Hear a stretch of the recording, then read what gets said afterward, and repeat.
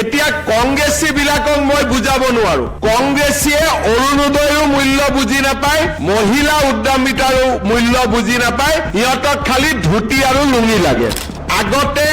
Bank account নাথাকোতে চৰকাৰে লুঙি কিনিছিলে ধুতি কিনিছিলে কম্বল কিনিছিলে আমি এতিয়া কি কৰো বেংকলৈকে টকা কেইটা পঠাই দিওঁ এতিয়া যদি কংগ্ৰেছ আহে আপোনালোকক ধুতি লুঙি দিব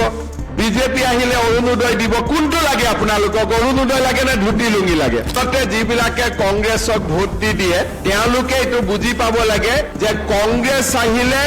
অসমত ধুতি কম্বল আহিব আৰু বিজেপি আহিলে অসমত অৰুণোদয় নিযুত মইনা লাখপতি বাইদেউ আহিব মই যেতিয়া কৈছিলো যে বিহালীত 1 এপ্ৰিলত মহিলাসকলক মাতি আনি চেক দিম তেতিয়া ফেসবুকত কোনবাই লিখিছিলে যে এটো এপ্ৰিল ফুল নেকি তাৰ পিছত মই নামটো চেক কৰিলো যে এই এপ্ৰিল ফুল নেকি বুলি খুধাল মানুহজন কোন তেতিয়া মই দেখা পালো তেওঁ কংগ্ৰেছ দলৰ কংগ্ৰেছী হয় এতিয়া কংগ্ৰেছী বিলাকক মই বুজাব নোৱাৰো কংগ্ৰেছীয়ে অৰুণোদয়ৰ মূল্য বুজি নাপায় মহিলা উদ্যমিতাৰ মূল্য বুজি নাপায় ইহঁতক খালি ধুতি আৰু লুঙি লাগে এটা কৰ পৰা মই লুঙি ধুতি দিওঁ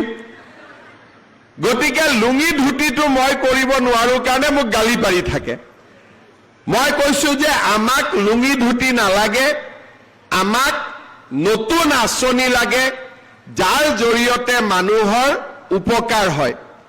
কংগ্ৰেছৰ 15 বছৰত যেতিয়া চৰকাৰ আছিলে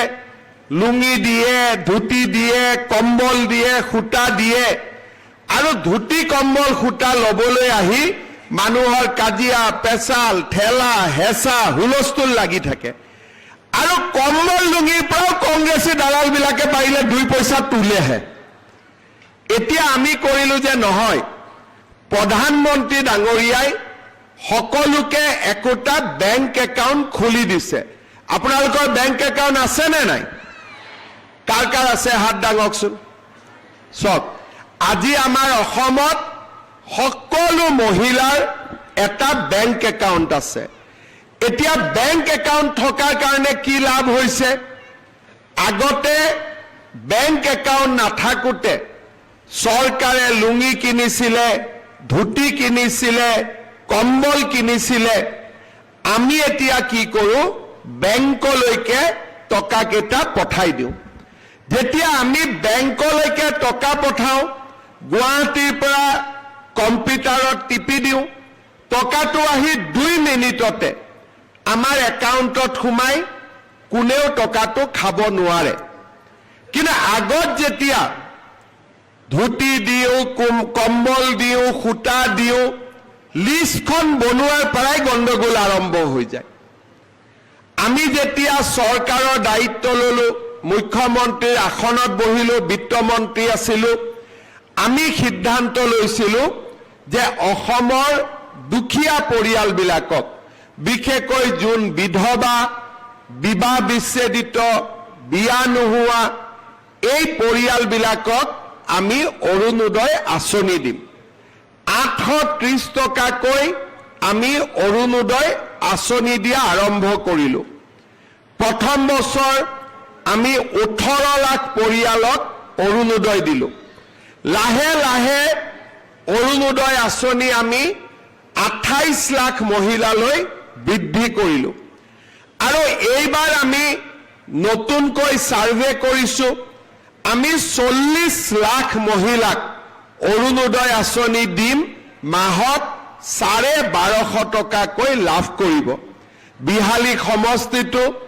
আমি সাৰ্ভে কৰি আছো 2-এগৰাকী মহিলাই যি পোৱা নাই মই বিহালীত আৰু 2-3 হাজাৰ অৰুণোদয় বঢ়াই দিম যাতে সকলো মহিলাই অৰুণোদয় আঁচনি পাব পাৰে আজি আমাৰ চৰকাৰে অৰুণোদয় দিলে 1250 টকাকৈ বেংকৰ একাউণ্টত পায় একোটা সমষ্টিত মাহত 4 কোটি টকাকৈ অৰুণোদয় টকা আহে প্ৰত্যেক মাহত আহে এতিয়া আপোনালোকে মোক কওকচোন একদম ভাল কৰি মনৰ পৰা ক'ব, অৰুণোদয় আঁচনিটো ভাল নে ধুতি লুঙিৰ আঁচনিটো ভাল? সকলোৱে কওক, কোনটো আঁচনি ভাল? অৰুণোদয়টো ভাল নে ধুতি লুঙিটো ভাল? পিছফালৰ পৰা কোৱা নাই, অলপ ডাঙৰ কৰি কওক, সকলোৱে কওক অৰুণোদয়টো ভাল। এতিয়া যদি কংগ্ৰেছ আহে আপোনালোকক ধুতি লুঙি দিব, বিজেপি আহিলে অৰুণোদয় দিব, কোনটো লাগে আপোনালোকক? অৰুণোদয় লাগে নে ধুতি লুঙি লাগে? অৰুণোদয় লাগে।